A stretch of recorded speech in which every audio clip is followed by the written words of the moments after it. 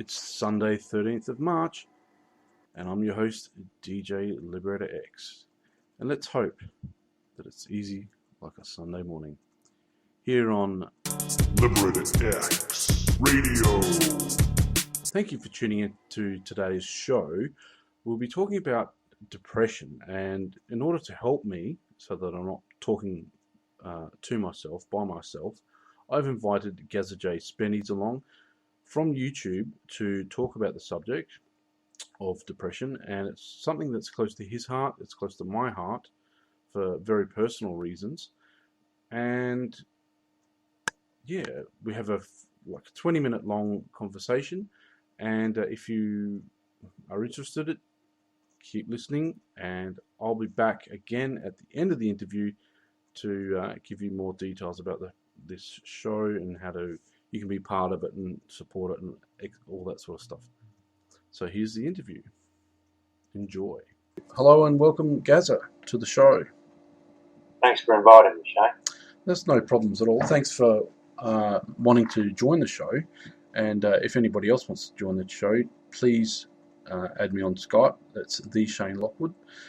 And today Gazza has been invited on to talk about depression. Recently he uploaded a video talking about depression and admitting that he is a sufferer. I'm a sufferer as well, so I found that video rather interesting and rather enlightening, and I'd never come out publicly and said anything about it, but Gazza's video allowed me, and I think several other people, to come out and talk about the issue.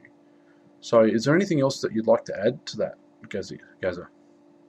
Well, depression is, as you know, and people that do suffer from it, it's a very deeply personal thing. Yeah. And it's also, the reason I brought it up and put it online was to let people out there know that they're not alone. They're not in the dark by themselves. And that's basically the main reason. We have an online forum, Men's Health Club, and we lost a fellow about 3 weeks ago. Oh, wow.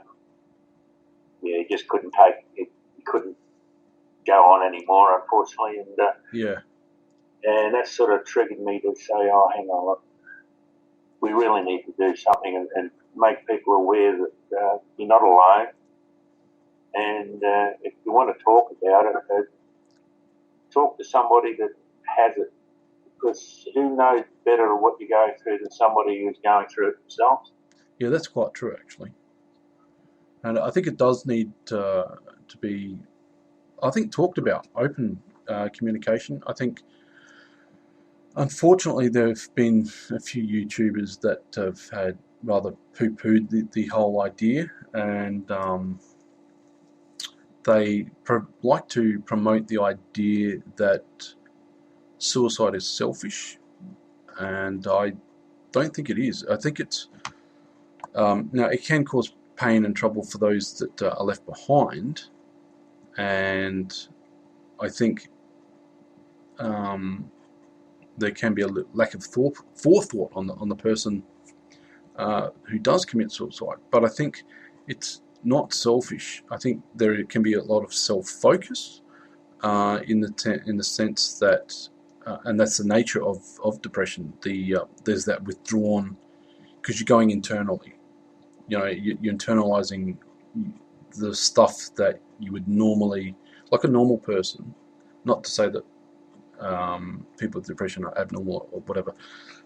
A normal person would just say, look, I'm feeling crap, I'm not dealing with this, or they'd get it out in the open. Someone with depression will more than likely attack themselves. Would you agree with that? Like, you blame yourself. Yeah, it's a self-deprecating disease. Yeah, and it attacks your self-esteem. Yes. I think there's a lot of apathy with it as well. When it's really bad, that whole, I don't want to get out of bed, I don't want to bathe, I don't want to, who cares, why me, I'm sick of it, I'm over it, etc., etc. But this men's health group, is this Is it like a mental health group, or is it just a general health group? It's mostly for depression, yeah. It was started by a fellow in Ipswich, Leichhardt. Okay. He's left the group now. He's moved up north somewhere, but he was a great bloke. He helped a lot of people, and there's no real help out there for men. It's the old, suck it up, get on with it. You're a man. Don't be a wuss rubbish. Yeah. And that's tragic too. I think, and of course that's the irony too, isn't it?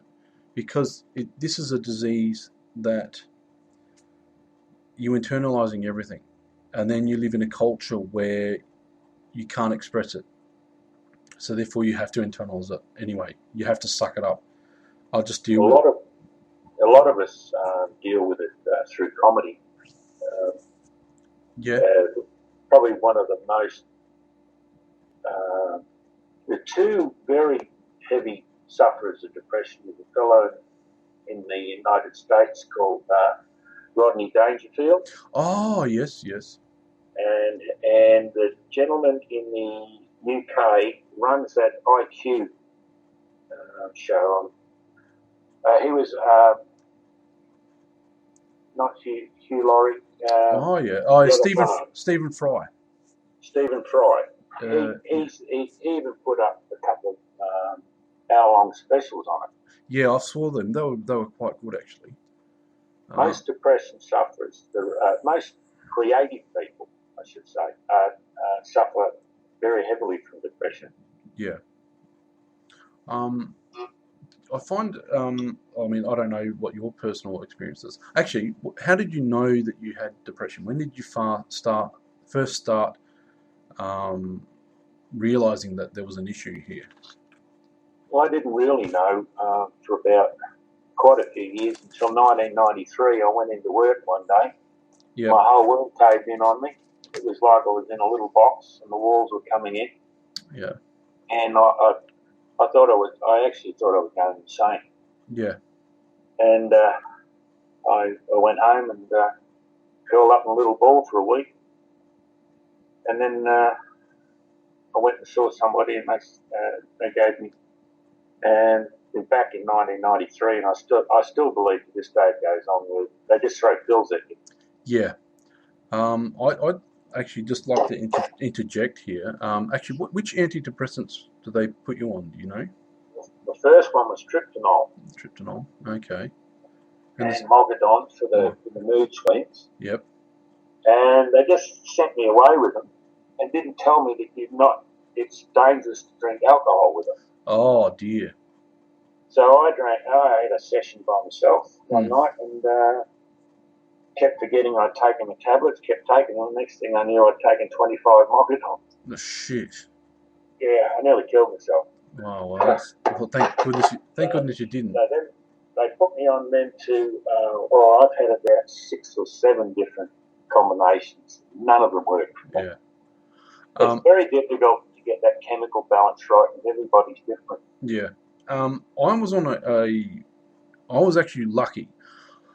I was on a drug called Effexor for 10 months. Oh, I was on that as well. Yeah, but I was only on a small dose. But I was lucky because my psychiatrist he taught me a lot of Buddhism and meditation. Now, it's not part of their medical thing to actually do that. It's not part of Buddhism to actually promote the belief system at all. But I was curious. I just wanted to know what all about it. I wanted to learn how to meditate and stuff because I just did not want. I wanted to get rid of this depression. And basically what he said to me, like, you can't really get rid of it so much. You can dig most of it out, if that makes sense. Like there's you can get rid of the past, the stuff that you carry around that reminds you of the past, the guilt and the garbage. That makes perfect sense. You know, because you're blaming yourself for stuff. Oh, I shouldn't have done this and that. But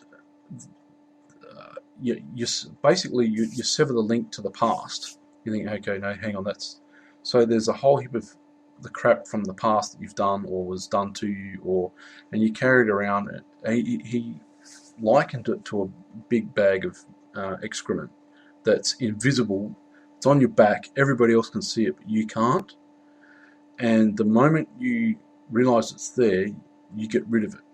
Once you get rid of it, right, things start to change in your life and things like that. Now, I'm at a point where I didn't need those pills because I'd gotten to a point where I think, hang on, is this just like the placebo effect? Is this what he's testing for? Because there's nothing in my blood chemistry that said that I had it. I don't know whether you've had blood tests and stuff. I had the full blood tests and that, and I had the brain scan. Oh, okay. And I used to make a joke about that. I had the brain scan; they didn't find it in. Yeah. Oh, that's an old joke. I love that joke too. Yeah. But I had a lot of red spots in there. Yeah. And not supposed to have a lot of red spots apparently.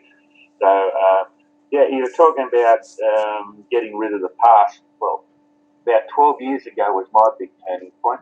Yeah. I wrote a letter to somebody. Yep. I won't go into. Yep, that's fine. I'll tell it. I wrote a letter to somebody, and I posted it. Yep. And the weight that lifted from my shoulders was unbelievable. Yeah.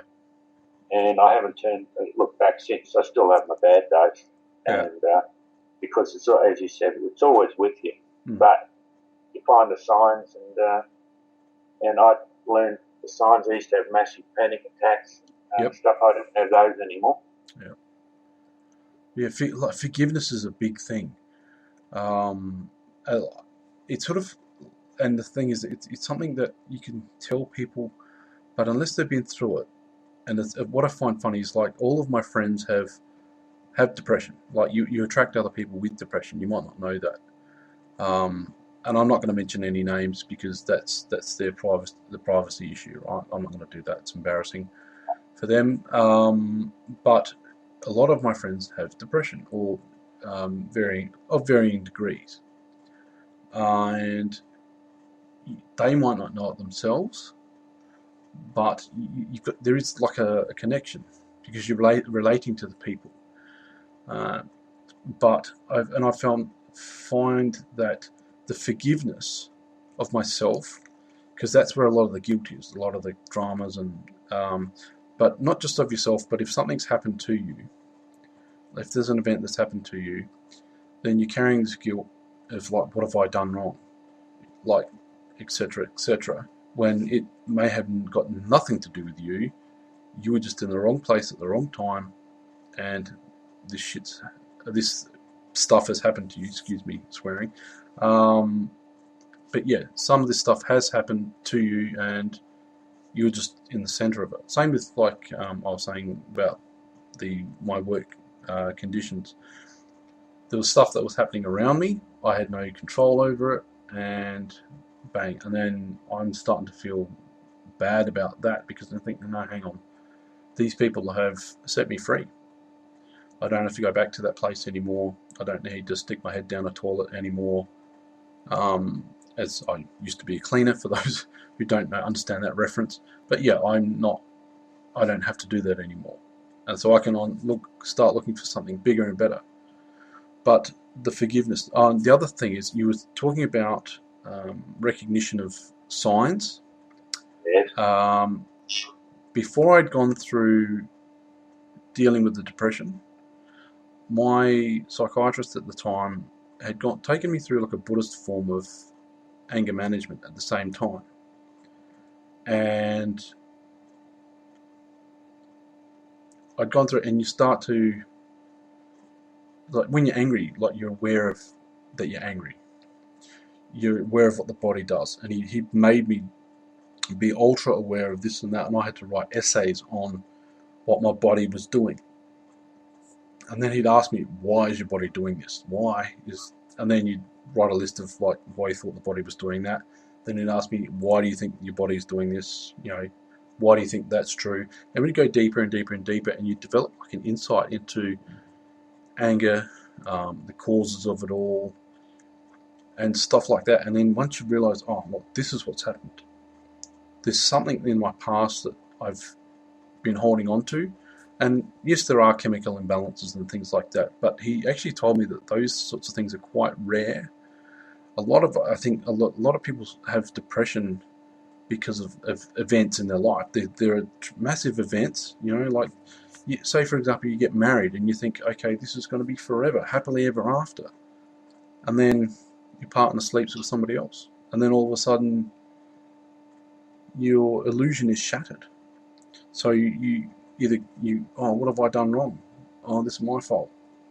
I know a woman who that happened to her, and they had her on antidepressants and stuff like that. And you think, well, no, hang on, she's just gone through a relationship breakup and then I think that's where the overdiagnosis and misdiagnosis are just like of the throwing pills at people.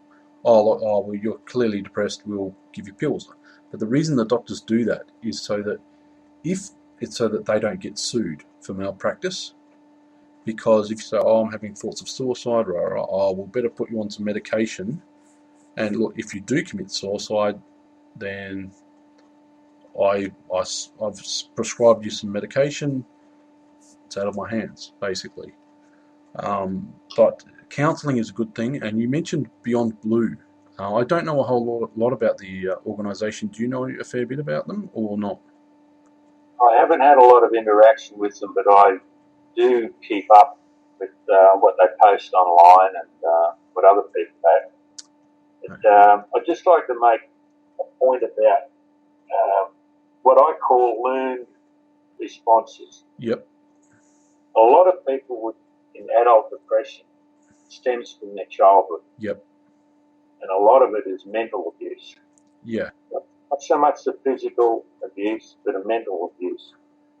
If you're told something often enough, long enough, you believe it.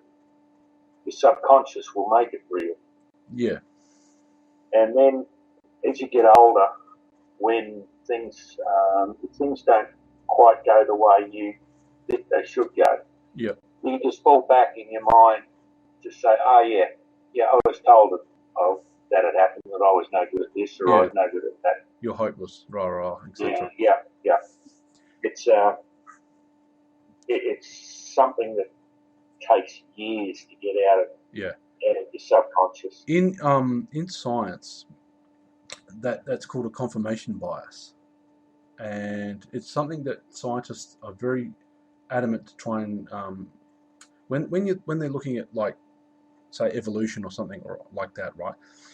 What they have to dismiss is what's called a confirmation bias, because what they do is they have a hypothesis, and then they go and then try and find the evidence to match that hypothesis. Now, the problem with that is if you have a confirmation bias, for example, you have a preconceived idea of how the world works, you go out and you look for evidence that matches that, right? So what happens is, so if I said, so if you were told as a kid that you're hopeless, you will never amount to anything, you're a loser, etc., etc., you're fat, you're stupid, you're ugly, like everybody's been told. I don't know a single person who has not been told they're fat, stupid, and ugly. And I don't know a single person who does not carry that fat, stupid, and ugly insult around with them, right? And it's not true. I mean, by what standards are people fat, stupid, or ugly, for a start? And these are like these girls that think that. Some of them are like, they are models, like not supermodels or not famous models, but they could easily be models with the right makeup, lighting, and cameras and stuff like that. The confirmation bias is, you go, okay, I think I'm a loser, I've lost, or I failed an exam, or I failed a test, or I failed to learn how to drive a car. I must be a loser because this is happening. And it just gets reinforced. It does take ages to get rid of that. Okay, now we're coming up to like 18 minutes. So what I'm going to ask you, if people wanted to get in contact with that men's health group, do you have like an address, or would you just suggest that? It's more a local thing, Shane. But there are in every town In every major centre, there is a men's health. Okay. Health. So if someone wanted to look that up online, they just look up Men's Health? Just look up Men's Health or Beyond Blue. Beyond contact Blue? them. Beyond Blue is in contact with many support groups right throughout Australia. Okay. So it's beyondblue.com.au, I think, is the website there. Yes. So if you do have thoughts of suicide or whatever, get some help. Talk to a doctor. I know it's hard. Talk to a GP. Now, they may put you on some medication. That's just to prevent them from, well, basically, they want to stop you from doing anything stupid, right? But suicide is a long-term solution to a short-term problem, and we all go through problems. The idea is that we're going through them, we're going forward, and we're actually the expression to overcome something means to basically realize that the issue is small. You come over it. You step over it because it's small enough for you to step over. It's not a mountain, it's a molehill, and you can step over it, you can overcome it. But what I'd like to say is thank you to Gazza for having this chat. Is there any last words that you'd like to add very quickly at all?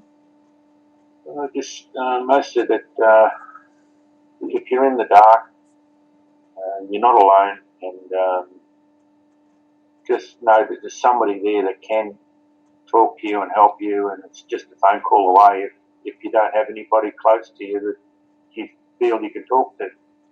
Sometimes talking to a stranger is better than talking to somebody you know. Yeah, even if you've got a YouTube channel, talk to the camera. Get it out in the open. Write a letter. Even if you don't publish or upload a video, or you don't publish a letter, write a letter. Just get those thoughts out of your head and into a physical space. And then you can actually look at it and see how not how distorted the reality is from what your thinking processes are at the time. But do get help. Anyway, I'd like to thank Gazza for his contribution to the show today, and I will leave the interview here, and we might have a bit of a post-interview chat with Gazza afterwards. But thank you all for tuning in for this, and we'll catch you next time. What a fascinating interview that was. And I'd like to thank Gazza J Spennies once again for being on the show. He's always welcome back. We spoke for 2.5 hours on Skype to just get that 20 minutes. There's a half an hour limit on what I can do here on Spreaker. And I'd actually run out of hard drive space, believe it or not. So we had to start the interview again. But yeah, he's a great guy. Do support him by going over to his YouTube channel and clicking on subscribe, and you'll get all of his videos. He's very, very funny, and I think you'll get a kick out of his videos. If you want to hear more from me and you want to support this program, please click the love heart button on Spreaker if you're listening by Spreaker. If you're listening by Stitcher, click the thumbs up and click the plus symbol, and that allows you to follow us here on Liberator X Radio. Also follow me on Spreaker as well. A thumbs up on YouTube if you're listening to this through YouTube. And for those YouTube listeners, the secret word is hurry for this week. So leave that in the comments section below. Let me know that you're listening all the way through to the end. And also, if you want to be part of the show, add me on Skype. THESHANELOCKWOOD, the Shane Lockwood on Skype, so you can talk to me. What else? I'm trying to think of another social medium. Twitter, SHAIDO on Twitter. Follow me on Twitter and tweet me to let me know that you've actually listened to the show, and with the same secret word, hurry, as well. And that's all from me today. Look after yourselves and have a great day. Make sure that everything is easy, like a Sunday morning. Bye for now.